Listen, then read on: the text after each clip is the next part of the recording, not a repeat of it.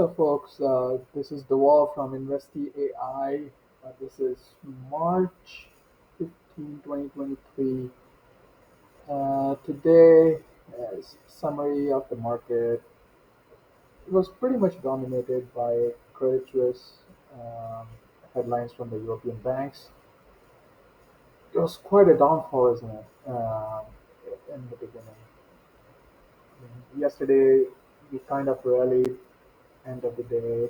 Think that most people went very bullish, and then overnight, when the European markets opened, the market started dropping, and it really took off from there. So we opened about, I think, 1.5% down on the day, and rallied a little bit up.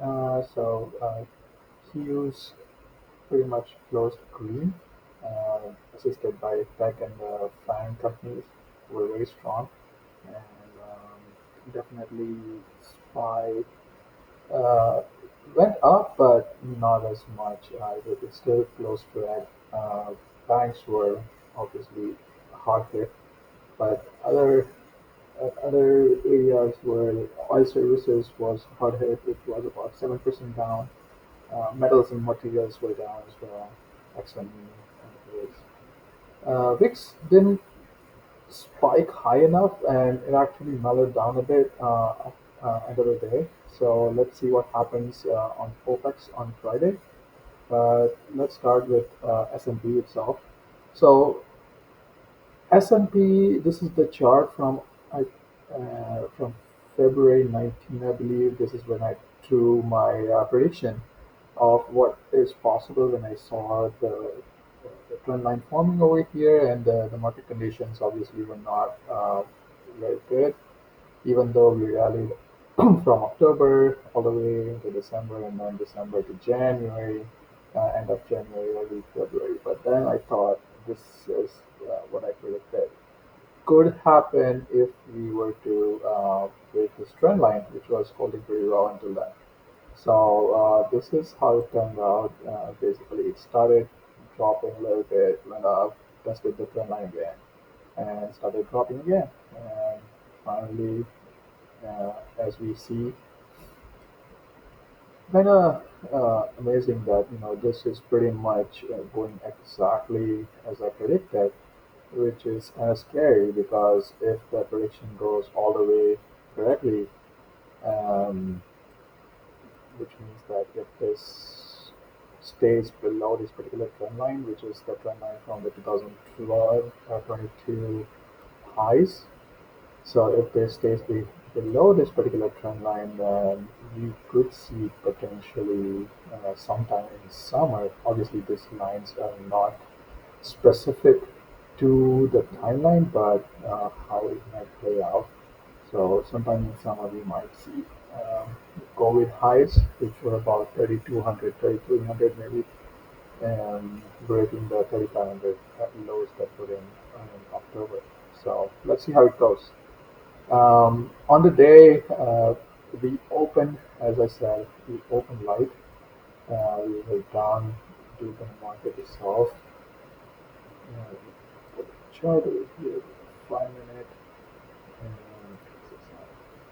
and then, as I said, we rallied in yesterday to about 39.22, and then we opened pretty down here, 38.70, so about 50-point gap already when we opened.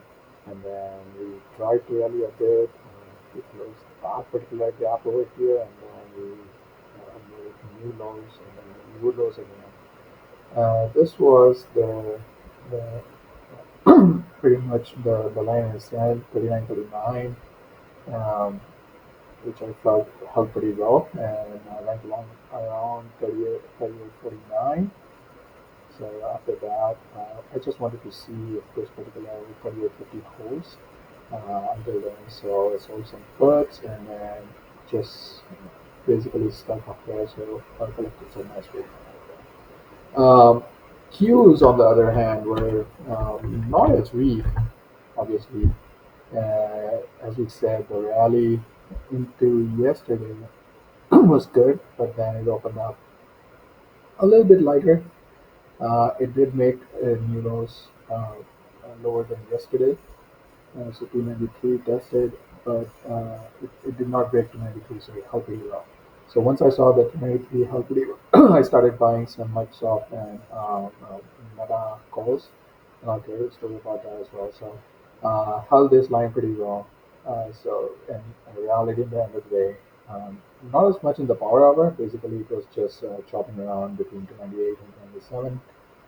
Basically, 297 was held and we closed on the highs of the day around 298.90, which is like 299.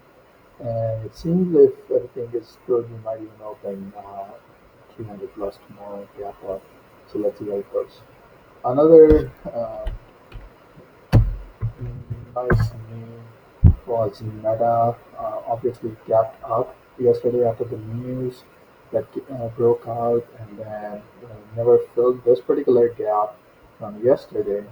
And then even today, it opened up about flattish. It made a new low in the day, but then it was strong pretty much the entire day. And then around the market, when the market started rallying, we saw 192 to all the way 197. There's some rumors about the TikTok ban floating around, so we saw pre-market it was after hours we saw something about 204, 205. So let's see if it gaps up to 200 plus, which hasn't broken.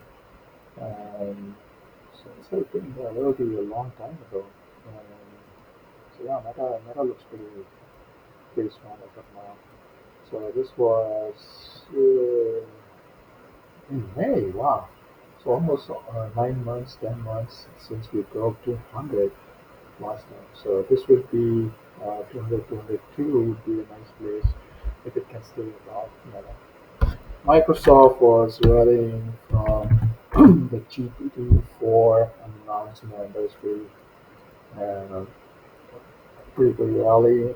Even yesterday it was pretty strong, and today it kind of took off in the morning in the pre-market itself, and then it came down to 260 to fill the gap, and then pretty much went up from there.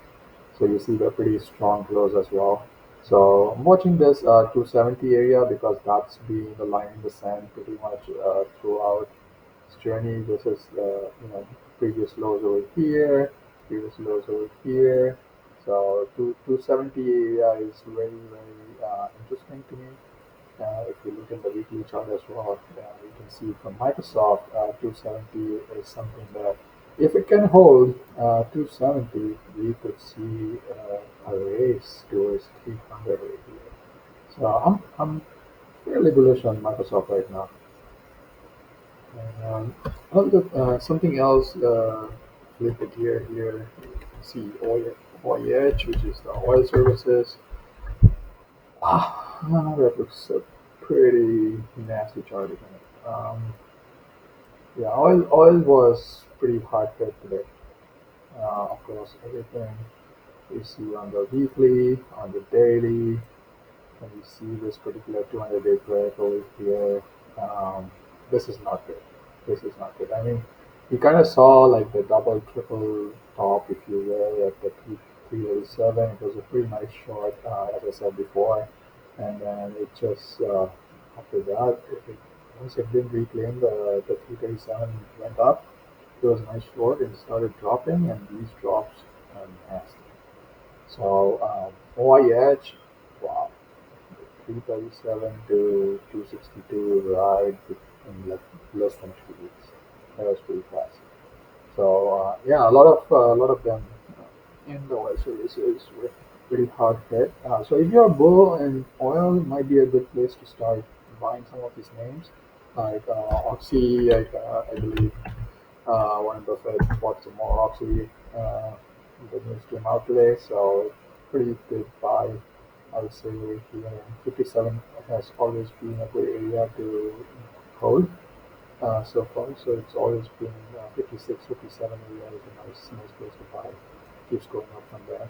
Obviously, the chart doesn't look like it. Like you can easily see the trend over here, in this thing. And if you want to wait, you